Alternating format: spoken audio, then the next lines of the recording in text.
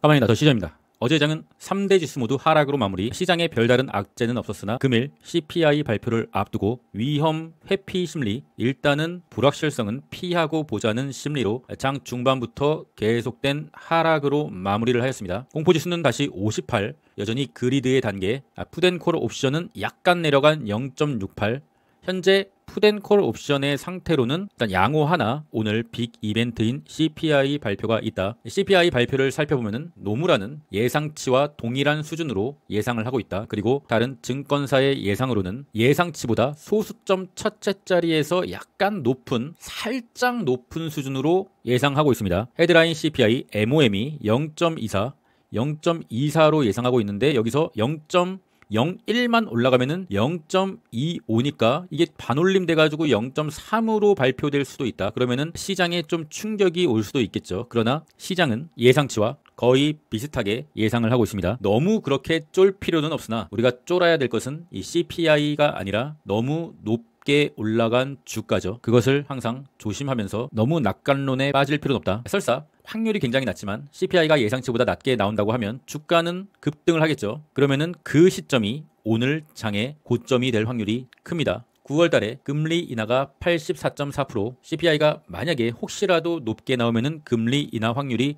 확 또 내려가면서 좋지 않은 상황을 맞이할 수가 있다. 현재 시장이 버티는 것은 9월 달에 금리 인하가 거의 확실시 되기 때문인데 금리 인하가 되지 않는다고 하면 중소형주는 완전 나가리가 될 수 있으며 빅테크도 조정을 시작할 수가 있는 것이죠. 오늘의 실적 발표는 장전에 서클 그리고 장후에 코어웨이브, 리게티 실적 발표가 있습니다. 이제 중소형주에서도 최근에 이슈가 됐던 굵직굵직한 기업은 오늘로써 거의 마무리가 된다. 이제 남은 실적 발표는 엔비디아 하나뿐이고 실적 발표 시즌이 거의 끝났다고 보셔도 될 것 같습니다. 나스닥 지수를 봤을 시 여전히 고점 부근에 위치하여 있고 사실상 최고점이라고 봐도 괜찮은 수준. 4시간 봉을 봤을 시 작도를 그렸다고 했죠. 보라색 상단, 보라색 하단 맞고 떨어지고 맞고 떨어지고 맞고 떨어지고 있습니다. 그리고 이 구간, 오늘의 지켜줘야 될 구간은 23479 US100 나스닥 지수로 봤을 시 이 하단 23479 반드시 지켜줘야 되고요. 이탈을 하게 된다고 하면 상당히 좀 쉽지 않은 상황으로 갈 수가 있다. 이탈을 할 시 반드시 지켜줘야 되는 지지선은 횡보를 하다가 직전 고점을 처음으로 넘겨준 이 캔들, 요 캔들의 가격 2338만 지켜주면은 검정색 라인 지켜주면은 완벽하게 조정장으로 가는 분위기는 아니나 여기까지 이렇게 무너지게 된다고 하면은 상당히 좀 위태로워질 것 같습니다. 4시간 봉상에서 요 캔들에서 약간의 추세적인 좋은 지점이 포착됐던 지점 반드시 지켜줘야 합니다. TQ, 볼린저 밴드를 지금 현재 닿은 지점 주의해야 될 지점이고요. 엔비디아 잘 가고 있는 것처럼 보이나 현재는 이 구간의 박스권입니다. 그래도 5일선을 아직 이탈하지 않았기 때문에 당연히 엔비디아의 보유자분들은 홀딩을 하여야 하나 지켜줘야 되는 지점은 오늘자 기준으로 178.5, 178.5달러를 지켜줘야 된다. 엔비디아가 건재함에 따라서 반도체도 다시 한번 21선을 걸치는 상황에서 마무리가 되었죠. 반도체 역시도 박스권을 그리고 있습니다. CPI를 기다리고 있는 상태. 반도체는 235달러 요 부근 주황색 라인을 지켜줘야 된다. 이탈하면은 본격적인 조정이 시작될 거고요. 쏙술도 다행히 종가 기준으로는 25.45, 25.5를 좀 지켜줬으면 더 좋았을 텐데 어쨌든 똑같은 25.45로 마무리가 됐습니다.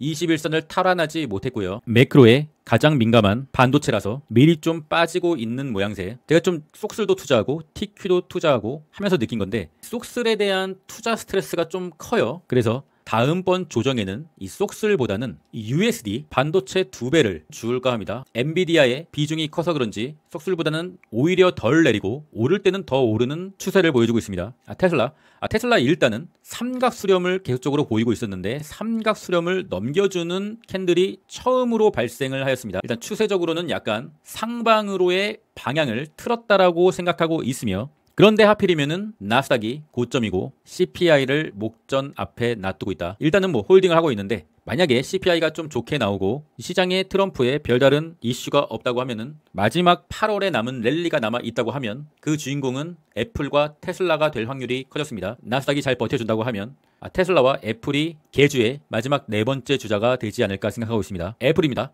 애플은 강하게 200일선을 돌파하는 캔들이 나오고 어제는 살짝 쉬어갔는데 캔들을 자세히 보시면은 요 캔들에서 이미 볼린저 밴드를 뚫어버리는 이 볼린저 밴드 둥둥이 어제 나왔었죠. 그러면은 우리가 이 볼린저 밴드 둥둥에서는 뭐죠? 매수를 하지 않는다. 최소한 이 밑꼬리 라인 볼린저 밴드 안으로 들어왔을 때 매수를 했어야 되는 거죠. 금일도 볼린저 밴드는 여전히 올라와 줄 거고 애플을 사고 싶으면은 볼린저 밴드 안으로 들어왔을 때 매수를 하는 게 그래도 조금이라도 싸게 매수를 하는 방법이다. MSTR 어제 조금 좋았는데 내려오고 있는 꺾이고 있는 이평선을 맞고 떨어졌다. 항상 이 역배열 종목에서는 주요한 이평선이 저항이다. 반드시 기억해 두시고요. 일단 오늘 또 비트코인이 좀 반격을 해준다고 하면 조금 더 상승을 할 수 있는 가능성은 있는데 이평선이 이렇게 수렴을 해야 됩니다. 내려오고 있기 때문에 내려오다가 갑자기 이렇게 갈 수는 없는 거죠. 내려오고 있는 흐름을 따라서 약간 수렴을 한 다음에 캔들도 수렴을 하고 이렇게 올라서는 방향으로 가는 거지 한 방에 이렇게 올라가기는 좀 쉽지 않겠다. 코인베이스 주요한 빗가게 지지라인을 이탈을 하고 이젠 여기가 저항이 된 거죠. 제가 이 선을 어제 그은 게 아니거든요. 정확하게 빗가게 저항을 맞은 상태에서 마무리. 다시 한번 코인베이스가 이렇게 올라갈 거라고는 생각을 안 해주시는 게 좀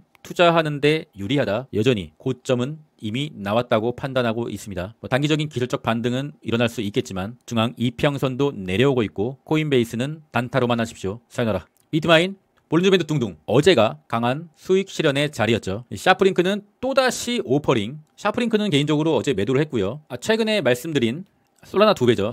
솔트도 어제 프리장에서 분봉의 고점에서 익절 처리를 하였습니다. 단기로 들어갔기 때문에 한 3일 정도 홀딩하고 괜찮은 수익을 내었다. 코인의 공포지수는 68. 테더의 차트입니다. 테더가 기분 좋게 이렇게 쭉쭉 내려줘야 되는데 요 라인 직전 저점 라인에서 지지를 받고 올라주고 있죠. 현재 빨간색 5일선을 돌파하려는 흐름을 보이고 있는데 돌파해주면은 일단은 알트코인 같은 경우는 좀 대피를 해야 되지 않겠느냐. 토탈3 도미넌스도 쌍봉 부근에서 저항을 맞고 내려오고 있고 어덜스 도미넌스는 항상 약해요. 어덜스 도미넌스도 다시 한번 맞고 떨어지고 있습니다. 현재 알트코인의 추세는 좋지 않다. 주말 영상에서 말씀드렸죠. 알트코인은 너무 큰 욕심을 부리면 안 된다. 단기 매매로만 해야 되고 패턴이 있었다고 말씀드렸죠. 금토일에 올리고 주중에 빼버리는 패턴. 이 패턴이 3주째 연속으로 나오고 있습니다. 그러니까 주말에 알트코인으로 좀 돈 좀 벌었다. 요런 말이 월요일 출근해서 돌면은 또 초보 개미들은 나도 돈을 벌자라는 심리에 알트코인에 월요일에 입성을 하고 세력들은 물량을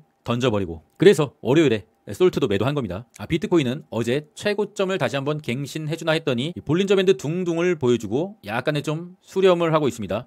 그래도 오랜만에 21선 위로 올라와 줬기 때문에 차트적으로는 크게 이상은 없습니다. 현재 모든 돈이 이더리움 쪽으로 빨려 들어가고 있습니다. 도미넌스가 내리면은 통상적으로 여러 가지 코인으로 뿌려져야 되는데 도미넌스가 내린 분의 상승이 모든 상승이 이더리움 쪽으로만 몰리고 있습니다. 현재는 그냥 이더리움의 장세라고 볼 수 있겠으나 더 시저 같은 경우는 이더유가 상당히 지금 큰 수익이에요. 우리가 모든 자산을 매입을 할 때는 항상 포모에 시달려서 매수를 해서는 안 된다. 그 포모의 기준이라는 것은 자신의 마음일 수도 있지만 RSI가 70이 넘었잖아요. 그리고 스토캐스틱도 과매수의 상태. 이러한 경우는 저점에서 잡은 자들, 이러한 자들이 수익이 많이 커진 상태예요. 그러면은 그들은 수익 실현 욕구가 커지게 되는 거죠. 던지고 싶단 말이에요. 그거를 왜 받아주려고 하느냐? 최소한 이때 샀어야지. 왜 지금 이런 과매수의 상태에서 굳이 여기서 고래들의 물량과 큰 수익권인 일반 개미들의 물량을 받아주려 하느냐? 오늘도 여러 커뮤니티에서 이제 이더리움을 적립식으로 매수하겠다. 매일 분할로 매수하겠다. 이런 말이 많더라고요. 그게 나쁜 건 아니에요. 하지만 왜 그 시점이 그 마음을 먹은 시점이 바로